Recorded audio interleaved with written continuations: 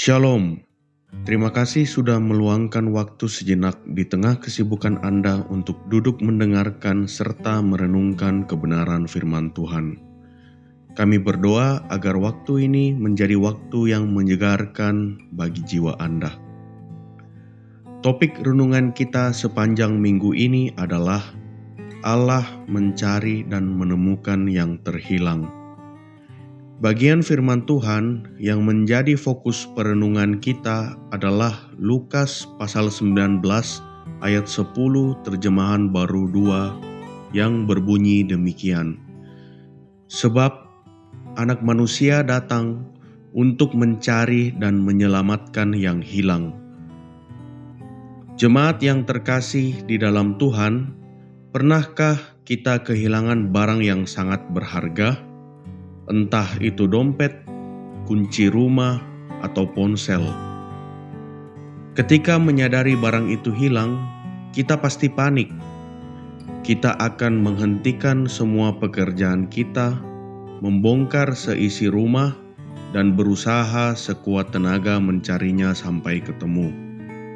Ketika barang itu akhirnya ditemukan, rasa lega dan senangnya luar biasa. Jika kita saja bisa sebegitu gigihnya mencari sebuah barang yang hilang, apalagi Tuhan. Bagi Tuhan, jiwa kita jauh lebih berharga dari barang termahal apapun di dunia ini. Ketika kita hilang karena dosa dan masalah hidup, Ia tidak tinggal diam. Ayat dalam Lukas pasal 19 ayat 10 ini adalah puncak dari kisah penjumpaan Tuhan Yesus dengan Sakeus. Sakeus adalah seorang kepala pemungut cukai yang sangat kaya, namun ia sangat dibenci oleh masyarakat. Pada masa itu, pemungut cukai dianggap sebagai pengkhianat dan pendosa besar karena sering memeras rakyat. Secara spiritual dan sosial, Sakeus adalah orang yang hilang. Namun, perhatikan apa yang Yesus lakukan. Yesus tidak menunggu Sakeus menjadi orang suci terlebih dahulu. Yesuslah yang mengambil inisiatif untuk datang, memanggil nama Sakeus, dan bahkan menumpang di rumahnya. Kata mencari dan menyelamatkan dalam ayat ini menunjukkan sebuah tindakan yang aktif dan disengaja. Kedatangan Yesus atau anak manusia ke dunia memang memiliki satu misi utama, yaitu menjemput pulang mereka yang tersesat dan tidak bisa menyelamatkan diri mereka sendiri. Mungkin saat ini kita merasa hidup kita berantakan, penuh kesalahan masa lalu, atau merasa tidak layak dikasihi. Ingatlah, Tuhan tidak melihat seberapa buruk keadaan kita.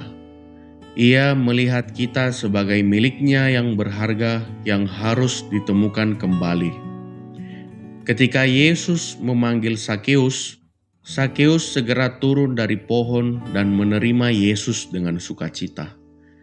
Saat Tuhan sedang mencari kita, mungkin lewat teguran firman Tuhan, lewat masalah yang membuat kita sadar, atau lewat nasihat sahabat, jangan kita keraskan hati. Terimalah Dia masuk kembali memimpin hidup kita. Orang banyak mencibir Sakeus, tapi Yesus mengasihinya. Mari kita belajar melihat orang-orang yang bermasalah di sekitar kita bukan sebagai beban atau sampah masyarakat, melainkan sebagai jiwa yang sedang terhilang dan sangat membutuhkan kasih Kristus.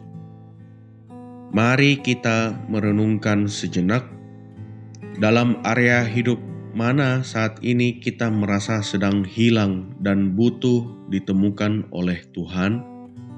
Apakah kita bersedia dipakai Tuhan untuk merangkul orang-orang yang sedang terhilang di sekitar kita, alih-alih menghakimi mereka? Mari kita berdoa. Bapa di surga, terima kasih karena Engkau adalah Allah yang tidak pernah lelah mencari.